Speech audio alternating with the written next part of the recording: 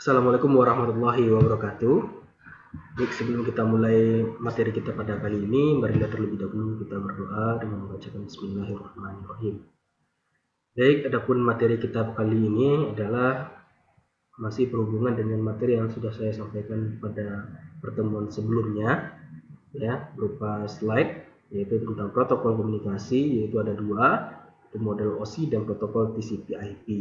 Namun pada materi kali ini dalam bentuk presentasi video, saya akan menjelaskan bagaimana apa saja fungsi dan penjelasan mengenai setiap lapisan yang ada pada masing-masing model protokol komunikasi ini. Nah, sebelum kita membahas satu persatu penjelasan mengenai masing-masing model tersebut, saya akan menjelaskan dulu apa itu protokol komunikasi. Protokol adalah sistem peraturan yang memungkinkan terjadinya hubungan, komunikasi, dan perpindahan data antara dua komputer atau lebih. Nah, aturan ini harus dipenuhi oleh pengirim dan penerima agar komunikasi dapat berlangsung dengan baik. Sederhananya, protokol adalah media yang digunakan untuk menghubungkan pengirim dan penerima. Protokol dapat diterapkan pada perangkat keras dan perangkat lunak. Jadi, hampir semua komunikasi yang terjadi pada jaringan komputer pasti melibatkan protokol. Sebagai contoh, seperti orang mengirim email. Email dalam komputer bisa disebut sebagai sebuah data. Sehingga email yang dikirimkan pada seorang dari komputer satu ke komputer lain sebenarnya adalah pengiriman data. Setiap orang yang mengirimkan email, pasti email akan melewati beberapa protokol. Nah, semua protokol harus dilalui agar email bisa keluar dan diterima komputer lain pada jaringan yang sama ataupun berbeda. Nah, di sini kita akan membahas ada dua protokol komunikasi di dalam jaringan komputer. Sebenarnya protokol komunikasi yang ada dalam jaringan komputer itu cukup banyak, ya. Namun kita akan membahas cukup dua saja. Karena pada model ini merupakan referensi atau model yang paling sering digunakan pada saat ini. Nah, kita lihat yang pertama yaitu OSI model. Nah, OSI atau Open System Interconnection merupakan standar komunikasi yang diterapkan untuk jaringan komputer. Nah, standar ini digunakan untuk menentukan aturan sehingga seluruh alat komunikasi bisa saling terkoneksi melalui jaringan internet. OSI layer dikembangkan untuk komputer agar dapat berkomunikasi pada jaringan yang berbeda secara efisien. Nah, protokol ini digambarkan sebagai informasi dari suatu aplikasi komputer yang berpindah melalui jaringan internet ke komputer yang lainnya.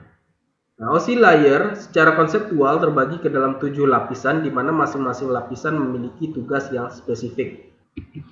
Nah, adapun ketujuh lapisan yang terdapat pada model OSI ini adalah urutannya lapisannya mulai dari atas ke bawah, ya. Namun lapisan teratas itu disebut dengan layer 7 atau lapisan ketujuh, yaitu application layer, kemudian presentation layer, system layer, transport layer, network layer, kemudian data link layer, dan physical layer. Nah, di sini saya akan menjelaskan apa saja fungsi-fungsi yang terdapat di dalam setiap lapisan yang ada di dalam model OSI ini.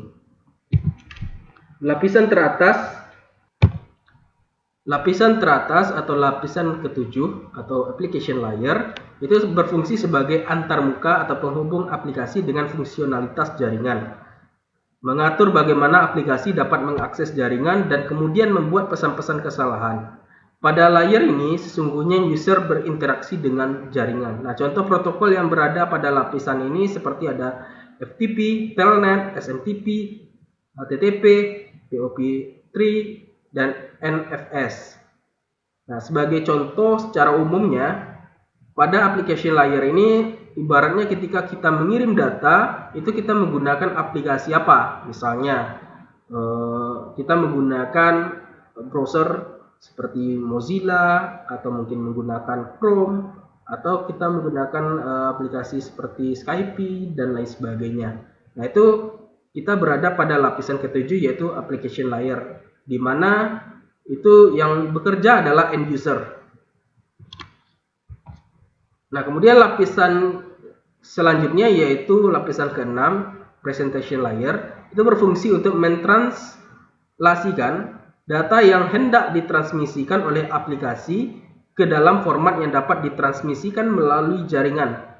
Ya, protokol yang berada pada level ini adalah sejenis redirector software seperti network shell, semacam virtual network, computing VNC, atau remote desktop protocol atau RDP, sehingga kompresi dan enkripsi juga ditangani pada layer ke-6 ini atau presentation layer ini.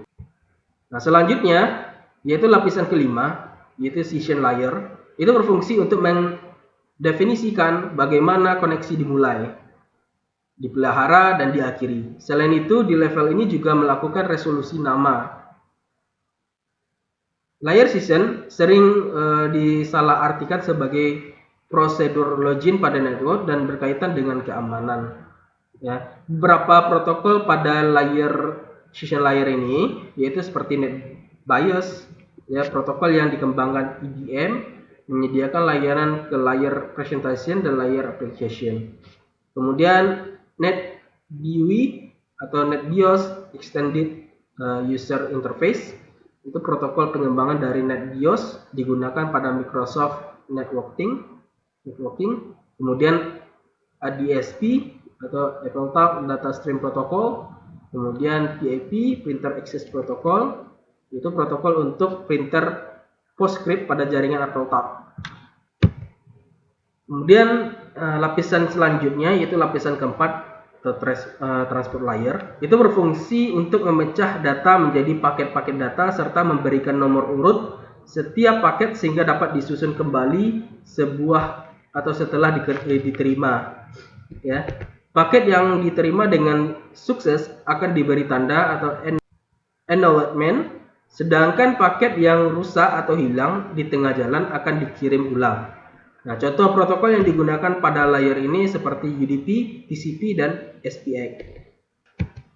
Kemudian yang ketiga yaitu network. Ya. Lapisan network atau network layer itu berfungsi untuk mendefinisikan alamat-alamat IP, membuat header untuk paket-paket, dan melakukan routing melalui internetworking dengan menggunakan router dan switch layer ketiga. Pada layer ini juga dilakukan proses deteksi error dan transmisi ulang paket-paket yang error. Nah, contoh protokol yang digunakan pada network layer ini seperti IP dan IPX.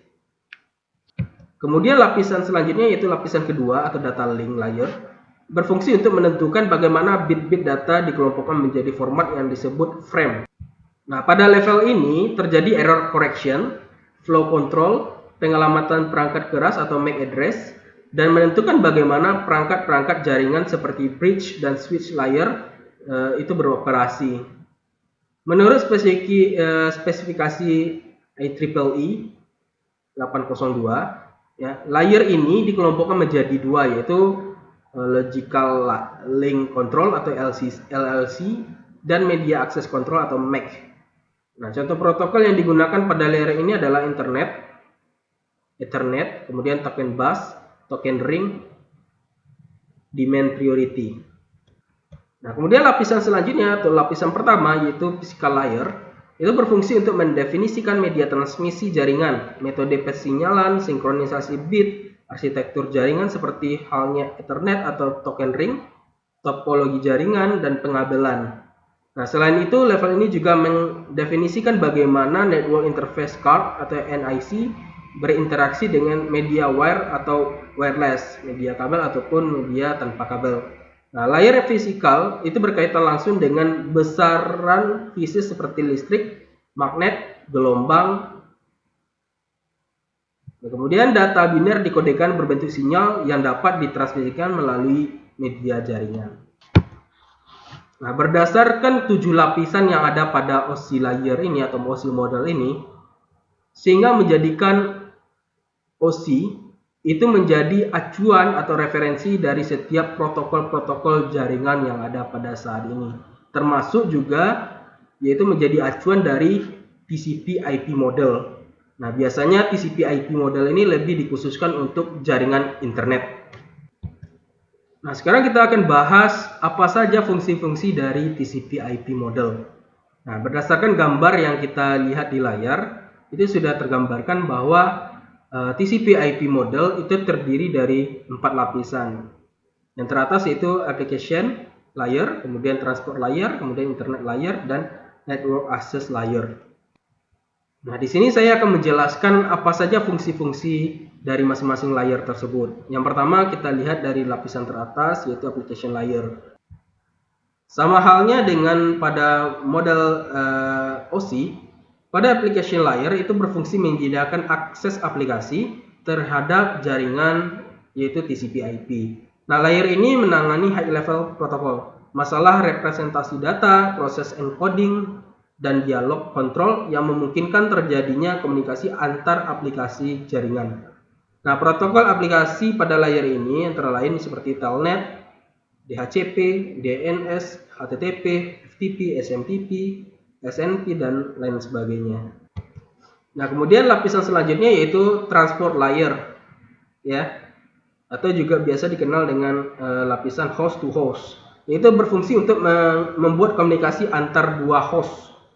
Ya, layer ini menyediakan layanan pengiriman dari sumber data menuju ke tujuan pada data dengan cara membuat logical connection di antara keduanya. Nah, layer ini juga bertugas memecah data dan menyatukan kembali data yang diterima dari application layer ke dalam aliran data yang sama antara sumber dan pengirim data. Nah, ada dua cara pengiriman data, yaitu yang pertama connection oriented atau menggunakan protokol TCP atau connectionless oriented menggunakan protokol UDP. Nah, protokol TCP memiliki orientasi terhadap reliabilitas data, sedangkan protokol UDP lebih berorientasi kepada kecepatan pengiriman data. Nah, protokol pada lapisan ini adalah TCP dan UDP. Nah, kemudian lapisan selanjutnya yaitu internet layer atau mungkin juga dikenal sebagai internet working layer. Nah, itu berfungsi untuk melakukan routing dan pembuatan paket IP menggunakan teknik encapsulation. Layer ini memiliki tugas utama untuk memilih rute terbaik yang akan dilewati oleh sebuah paket data dalam sebuah jaringan.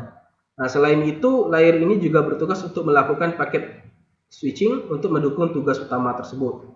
Ya, protokol yang digunakan pada layer ini yaitu Internet Protocol atau IP, kemudian Internet Control Message Protocol atau ICMP, kemudian Address Resolution Protocol atau ARP, kemudian Reverse Address Resolution Protocol yaitu RARP.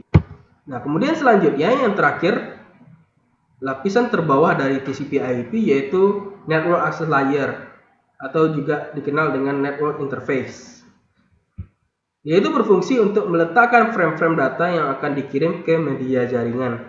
Nah, layer ini bertugas mengatur semua hal yang diperlukan sebuah paket IP.